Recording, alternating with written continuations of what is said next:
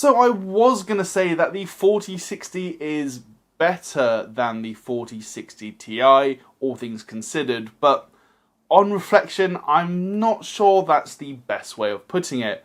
Perhaps it's more accurate to say that the 4060 isn't as awful as the 4060 Ti. Let's dive into it.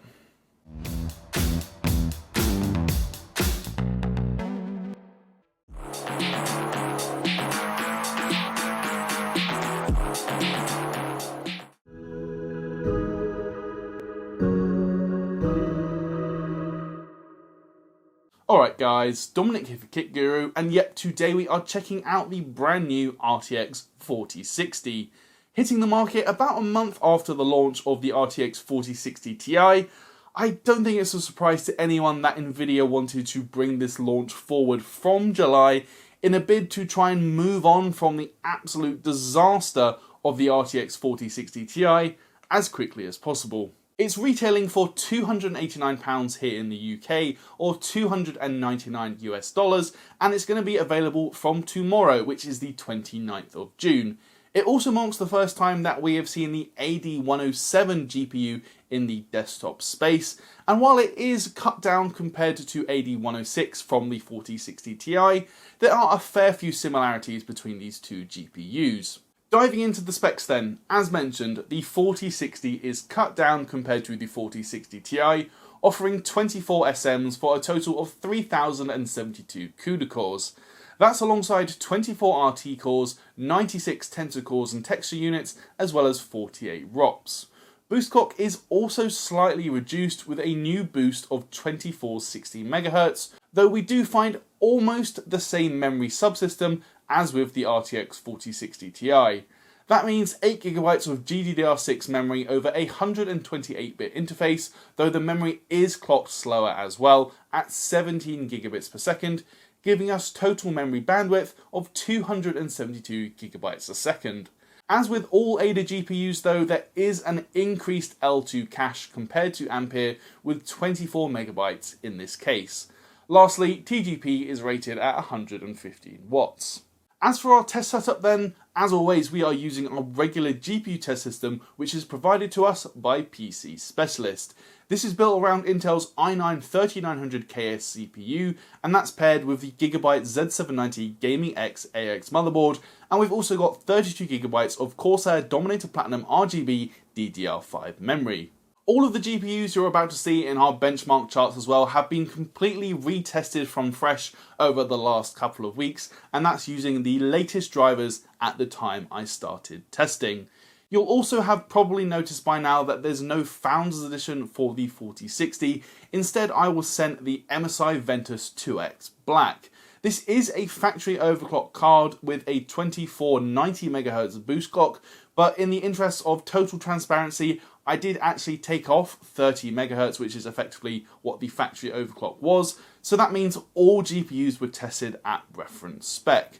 In this video as well, we're going to be focusing on the 1080p and the 1440p benchmarks. However, if you want to see every single one of the 252 charts that I put together for this review, you can find those on our written article on kitguru.net, and that does include 4K data and all of the power charts if you want to see all of that.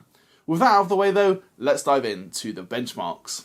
Kicking off with Assassin's Creed Valhalla. At 1080p, we can see the RTX 4060 is good for 87 FPS on average, and that puts it roughly level with the likes of the RX 6650 XT, the RX 7600 and the RTX 3060 Ti.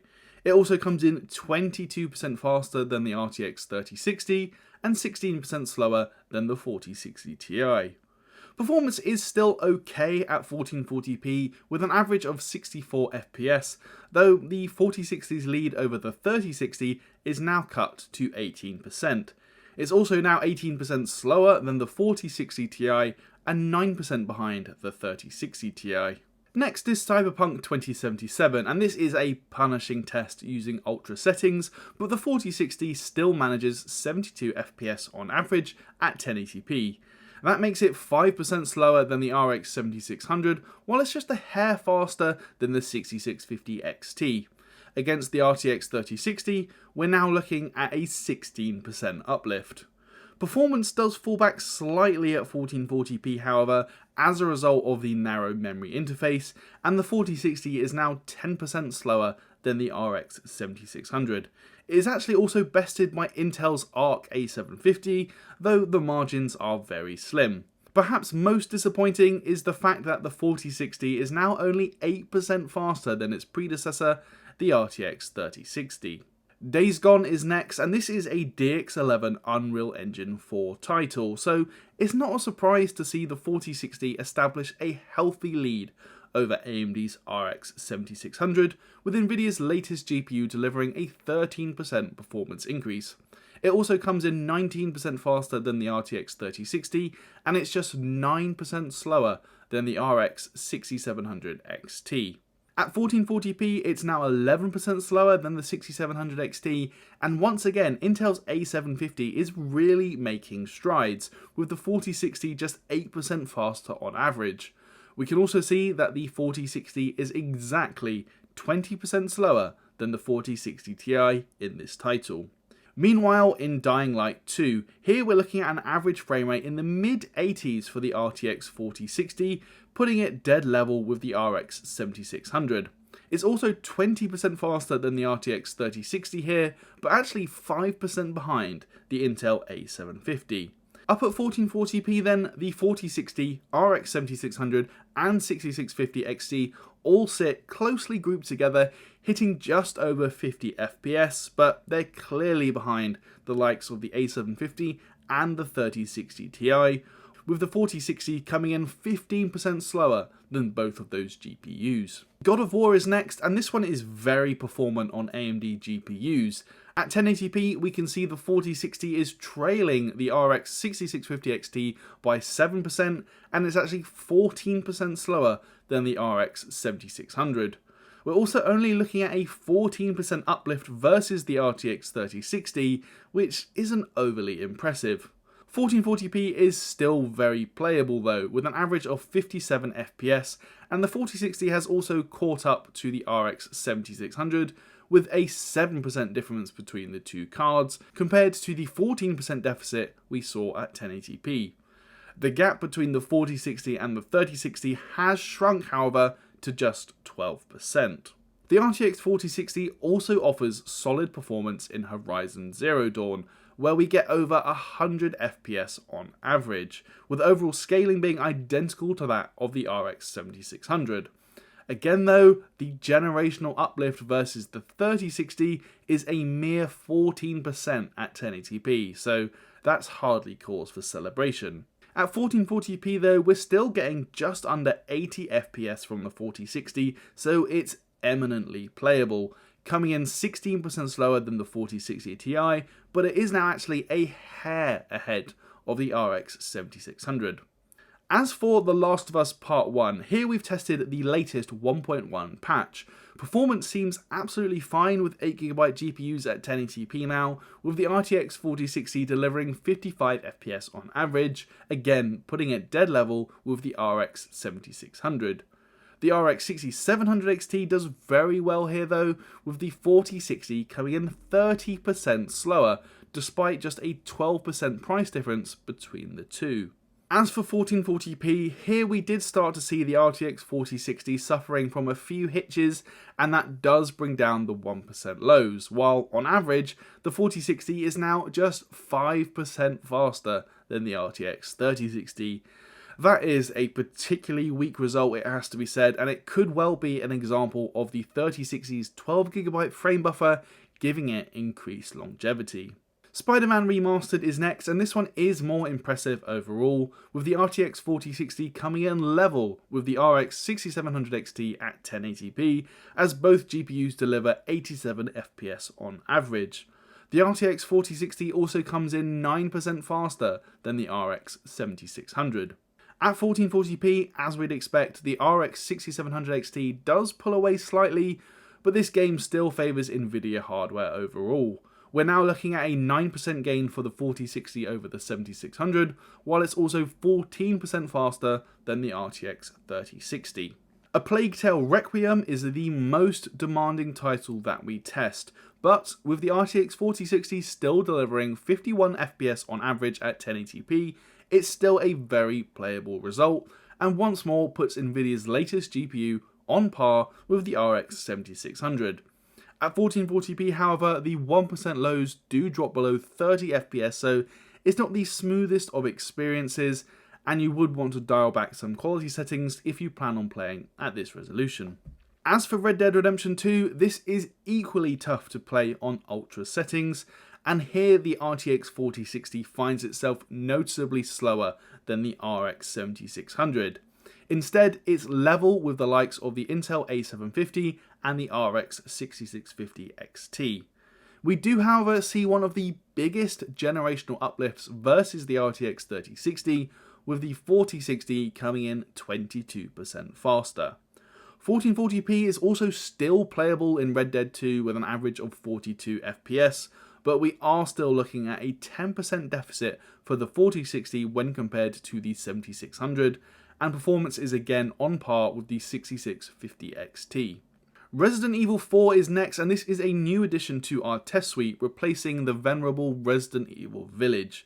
Performance is noticeably lower overall, but with an average of 85 FPS, the RTX 4060 delivers solid frame rates and it actually comes in 6% faster than the RX 7600, while it's also 19% ahead of the RTX 3060. At 1440p as well, it's still got enough GPU horsepower for an almost 60 FPS experience, though it is now just 16% faster than the 3060 and only 3% ahead of the 7600, so performance has fallen off slightly compared to 1080p. Lastly, we finish up with Total War Warhammer 3, and this is using the new Mirrors of Madness benchmark.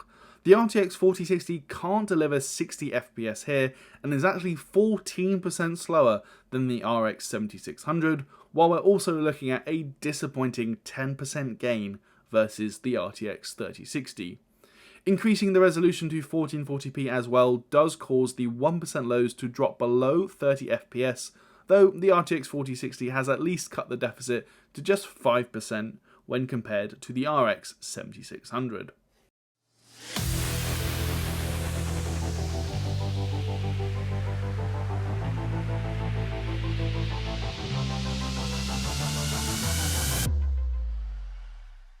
Overall then, the RTX 4060 delivers an average frame rate of 77 FPS at 1080p, making it level with the RX 6650 XT and RX 7600. It offers up performance that's 17% faster on average than the RTX 3060, while it's 15 and 20% slower than the RX 6700 XT and RTX 4060 Ti respectively. At 1440p resolution, it is still a solid enough performer with an average frame rate of 54 FPS. That's once more dead level with the RX 7600, but is now just 14% ahead of the RTX 3060. Hardly an exciting generational uplift. The RTX 4060 also drops off versus the RX 6700 XT at 1440p, where it's now 17% slower on average, but it remains 20% behind the 4060 Ti. As to what all of that performance data means in terms of value for money, we turn our attention to our cost per frame analysis. At 1080p, using the launch MSRP prices, the RTX 4060 sits in second place.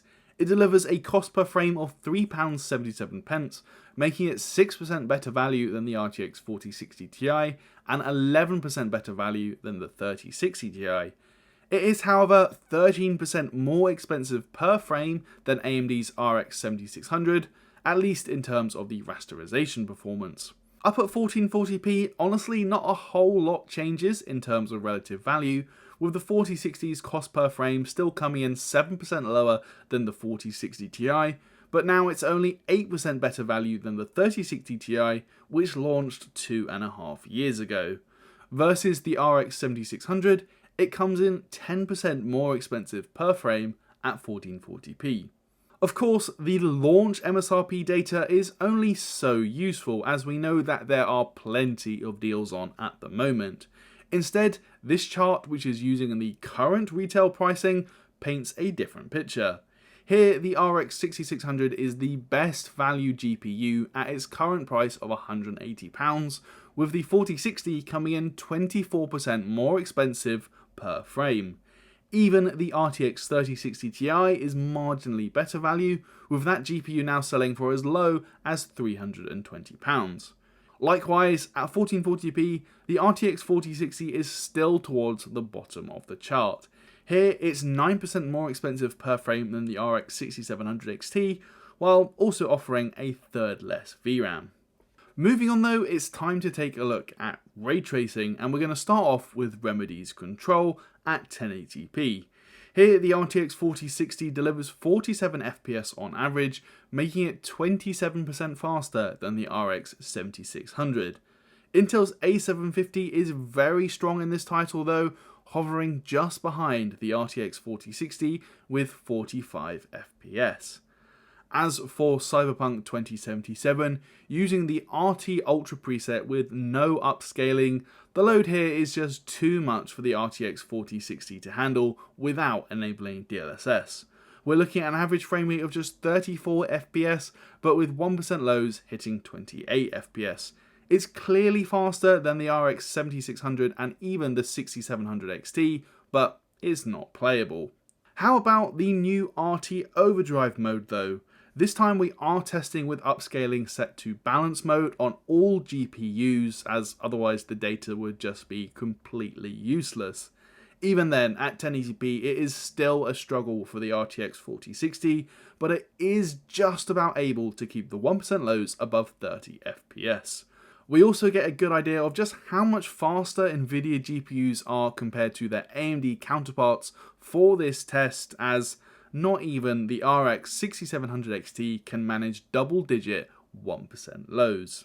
As a quick aside, I did also try RT Overdrive mode, but this time with frame generation enabled on top of the DLSS balance mode, and as you can see here, that quickly brought frame rates up to a very playable 60 FPS in this combat section. At 1440p, however, it actually looks like we're running into VRAM limits in this dense area of Night City, as I noticed some serious frame time weirdness going on, so it wasn't particularly pleasant to use here.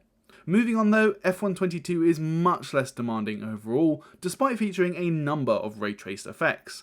At 1080p, the RTX 4060 is able to deliver over 60 FPS on average, making it just 5% faster than the RX 7600.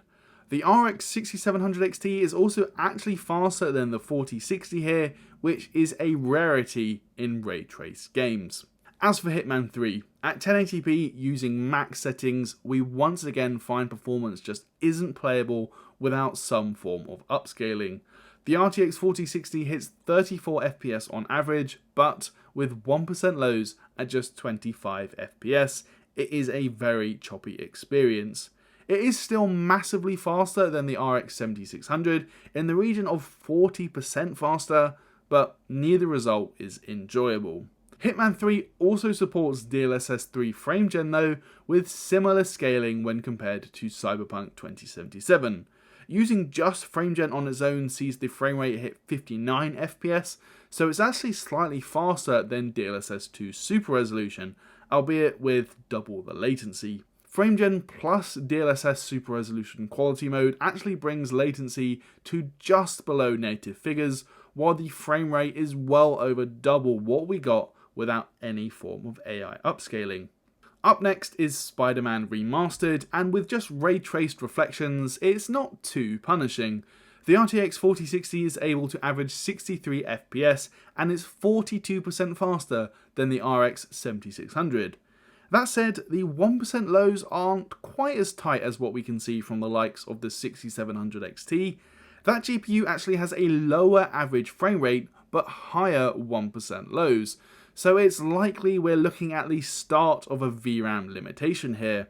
A quick look at the 1440p data also suggests the same. The gap between the 1% lows and the average frame rate is much wider than what we see from the 12GB RTX 3060. Next though, I'm actually quite excited about this one. We have the return of a classic. I've brought back Shadow of the Tomb Raider as one of the first games that launched with ray tracing. I think it's interesting to see how RT performance has developed over the last 5 years. As it's utilising just ray trace shadows, modern hardware does make relatively light work of it, with the RTX 4060 averaging over 80 FPS at 1080p. That makes it 39% faster than the RX 7600, and it's even 10% faster than the 6700 XT. Lastly then, we turn to The Witcher 3 Wild Hunt, of course running the game's next-gen update, with a whole host of ray trace lighting enabled. At 1080p it's almost too much for the 4060, as it barely scrapes past 30 FPS, but the game does support FSR and DLSS should you need it. This time around we're looking at a 29% advantage for the 4060 when compared to the RX 7600. Overall then, over the 8 games we tested, the RTX 4060 averages 49 FPS when using ray tracing at 1080p. As we saw, not every game is playable without upscaling though, but the 4060 is significantly faster than the RX 7600, actually coming in with a 44% advantage over AMD's newest GPU. Even against the RX 6700 XT, we're looking at a 15% lead for the RTX 4060, while it's also 19% faster than the RTX 3060. Enough about gaming performance for now though, it's time to switch things up a bit and take a closer look at the MSI Ventus 2X Black model we have here in more detail, before we dive into the thermals, acoustics and power draw. Overall, it has to be said that this is a fairly basic looking card, but I don't actually mean that in a bad way. It's clearly been built to a price with an all plastic shroud, but I still think there's enough visual interest with the raised sections and edges, so it doesn't look too plain. It's also very dinky, measuring in at 199 by 120 by 41mm, so it's just a standard dual slot thickness, but it's also very short, making it a very good contender for an ITX build. Despite that, the cooler still packs in 2 90mm fans, each equipped with 10 fan blades, and the whole thing weighs in at 545 grams. As the name suggests, this card is entirely black and there's no LEDs of any kind, and that includes the all black backplate. Again, this is made from plastic, so it doesn't feel super premium, but there are at least a few cutouts to allow airflow straight through the heatsink. As expected, we can also see that power is delivered by a single 8-pin connector, and then we get the usual array of display outputs from Nvidia, so that's 3 DisplayPort 1.4 and 1 HDMI 2.1. As for how this specific model performs then, we're going to start off with a look at clock speed. I've not tested any other RTX 4060 models other than the MSI Ventus 2X, but just to give you an idea of how it stacks up, I have included the RTX 4060 Ti Founders Edition in this bar graph. The RTX 4060 does clock in a touch lower overall, averaging 2640 MHz over the 30-minute stress test, compared to 2745 MHz for the 4060 Ti.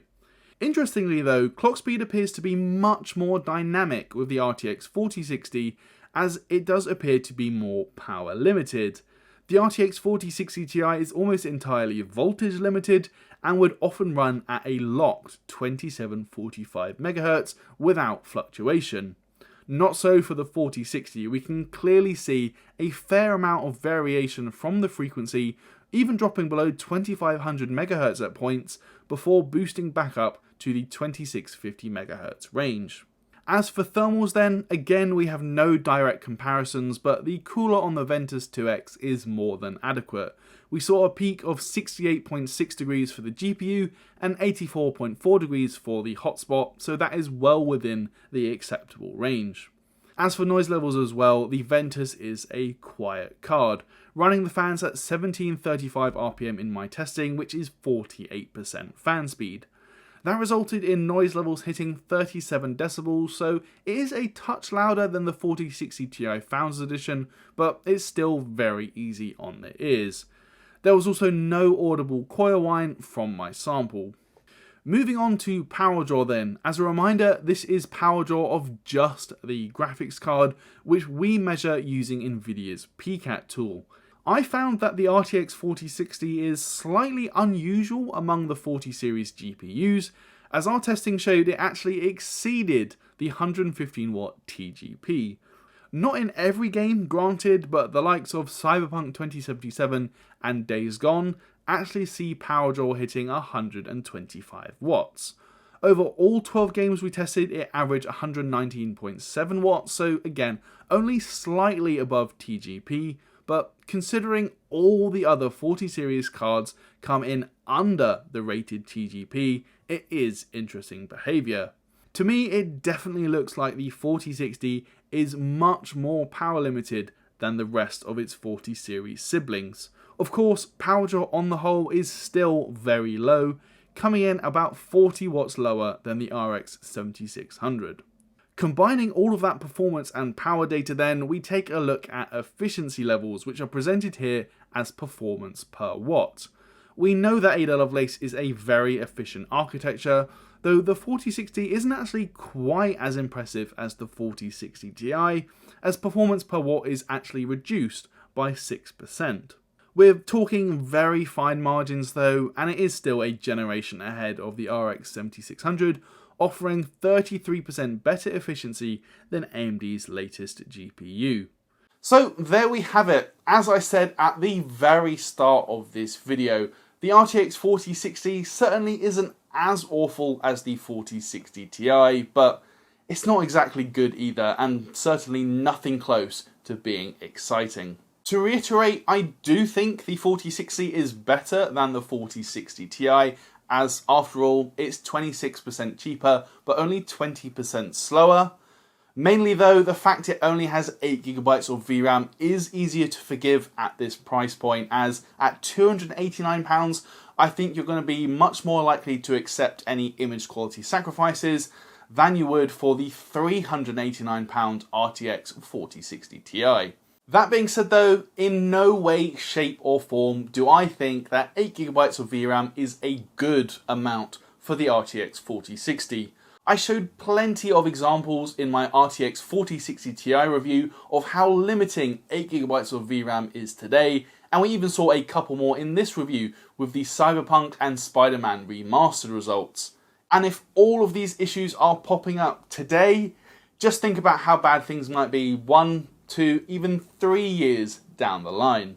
I also think that the 8GB frame buffer situation is actually made worse for the 4060, considering the fact that the 3060 actually launched with 12GB over 2 years ago. Now, I do understand that from a technical perspective, it's not really viable to put 12 gigs on the 4060 due to the 128-bit memory interface. It would either have to be 8 or 16GB, but the reality is neither of those options is a good choice for this class of hardware, whereas 12GB would be perfect, and like I said, that's what we had 2 years ago, but it's now something that we've regressed on. As for some key competitors though, obviously a crucial battle is between the 7600 and the 4060. If I had to pick one of those cards, I probably would go with the 4060. Yes, there is similar rasterization performance between the two, while the 7600 is actually £40 cheaper. However, I think the vastly superior ray tracing performance, DLSS 2 and DLSS 3, as well as the improved efficiency, does tip the balance towards Nvidia. That being said though, I don't actually think the 7600 is the key competitor for the RTX 4060. I actually think that the RX 6600 at £180 could pose a real threat. That's because at its current retail price, it's over £100 cheaper than the 4060, while still offering solid 1080p gaming performance, and 8GB of VRAM stings a heck of a lot less at that price point. On the flip side, you can spend a bit more and get the RX 6700 XT, which is 15 to 20% faster than the 4060, and obviously has 50% more VRAM for increased longevity when it comes to ultra textures. The main downside being there is that power consumption is about double that of the RTX 4060. Ultimately though, it is very easy to sum up the RTX 4060 as it's another very underwhelming launch. Generational gains just don't seem to be a thing anymore on the Nvidia side, and yet while I did say it's not as bad as the RTX 4060 Ti, that doesn't necessarily mean that it's a good buy. Anyway guys, that is going to do it for this review. Please do toss me a thumbs up if you haven't already, and as always, let me know your thoughts on this GPU down in the comments below. You can also come chat with us on our Discord server, which is linked in the description. And while you're there, why not pick up a brand new t-shirt from our merch store? And if you're feeling particularly generous, you could even consider backing us on Patreon.